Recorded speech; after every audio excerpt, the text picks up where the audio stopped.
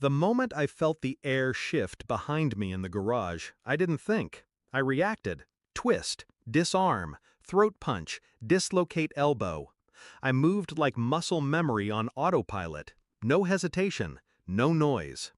The man hit the concrete hard, silenced pistol skidding under my car. His wrist bent the wrong way. His mouth bled into the cracks. Then his phone buzzed, face up, bright screen. A name I knew too well. My wife. I didn't hesitate. I answered. A whisper on the line. Is it done? I kept my voice low, flat. He failed. Silence. Then a shallow breath. Meet me at the penthouse. I hung up. Looked down at the man on the floor. His eyes were wide, terrified. I didn't feel anything.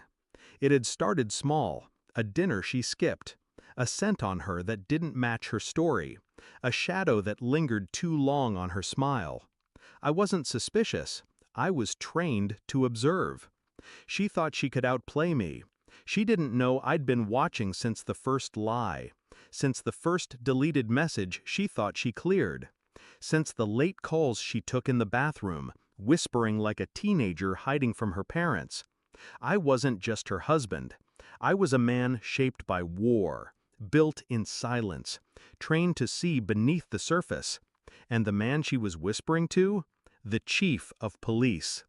I started cataloging everything, quietly, deliberately. I installed backdoor access to her phone, read the texts she deleted, recorded her calls. When he's gone, we're free. He's just a machine, I swear. Cold, empty.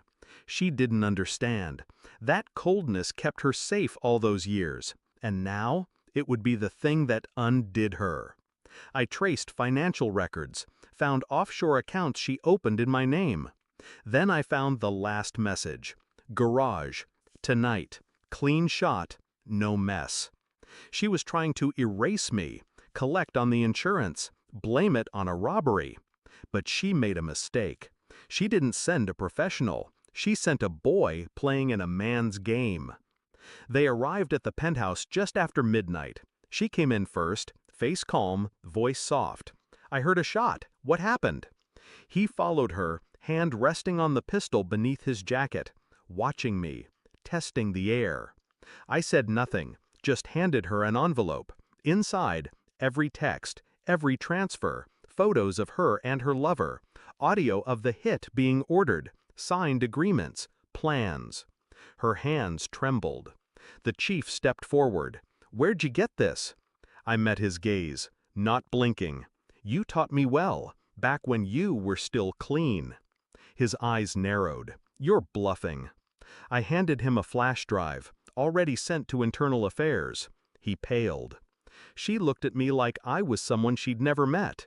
Maybe she never had. I walked to the wet bar, poured 3 drinks, set one in front of each of them. 2 endings, I said. Neither touched theirs. I didn't, she began, but I raised a hand. I know what you meant. Every word, every lie. I turned to the chief. You thought you'd retire quietly, collect favors, sleep with my wife, run the city. He didn't answer.